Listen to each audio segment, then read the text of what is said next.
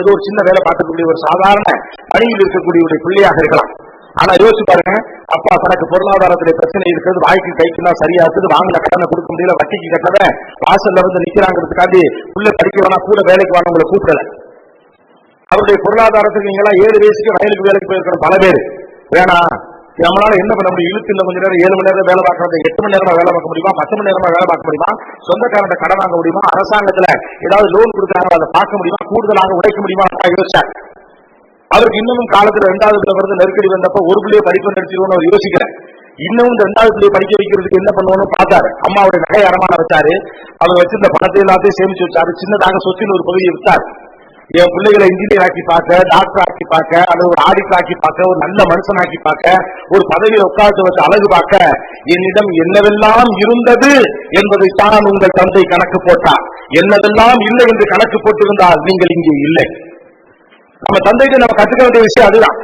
என் மகனை ஆளாக்கி பார்க்க, என் மகளை ஆளாக்கி பார்க்க என்கிட்ட என்னவெல்லாம் இருக்குன்னு பார்த்தா, என்னோட உழைப்பு இருக்கிறது, கூடுதலாக உழைக்கிறேன், இதை உதவிக்கு வருவதற்கு சொந்தக்காரர்கள் அவர்கிட்ட கொஞ்சம் காசு வாங்கிக்கிறேன், அதை திரும்ப கடனாக கொடுக்கிறேன், நான் உழைப்பது மட்டுமல்லாமல் என்னுடைய மனைவியை உழைக்க சொல்லுவேன், என்னுடைய 3 வேளை சாப்பாடுல 1 வேளை சாப்பாட்டை நான் இறுக்கி பிடிக்கிறேன், 2 சட்டை வாங்குற இடத்துல 1 சட்டை வாங்குறேன், ஆப்பிள் பழம் வாங்குற இடத்துல வாழைப்பழம் வாங்குறேன். எப்படி யோசனை? உங்கள் மீது இருக்கக்கூடிய பிரியம், அதே பிரியம் உங்கள் பெற்றோர்கள் மீது உங்களுக்கு இருக்கும்தான் படியுங்கள். அவ்வளவுதான். அதே பிரியம் உங்கள் பெற்றோர்கள் மீது உங்களுக்கு இருக்குன்னா, 2 ஆப்பிள் ஒரு வீட்டுல இருக்கு, அது 1 ஆப்பிள் இருக்குன்னா, அழுகிய ஆப்பிளையே எடுத்து சாப்பிடுகிற அப்பாக்களின் தியாகத்திற்கு முன்னால் நீங்கள் படிச்சு என்ன படிக்காம என்ன?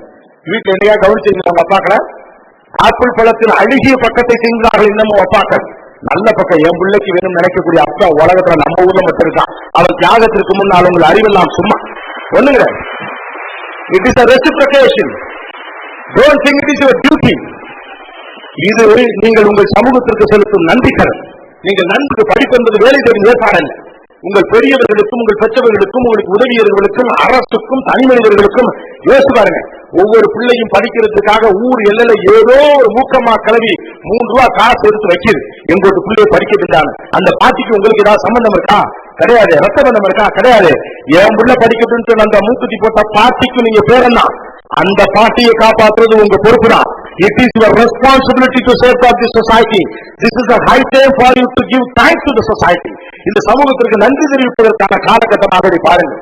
எத்தனை அவமானங்களை உங்கள் தந்தை சந்தித்திருப்பார், எத்தனை அவமானங்களை உங்கள் தாய் கடந்திருப்பார்.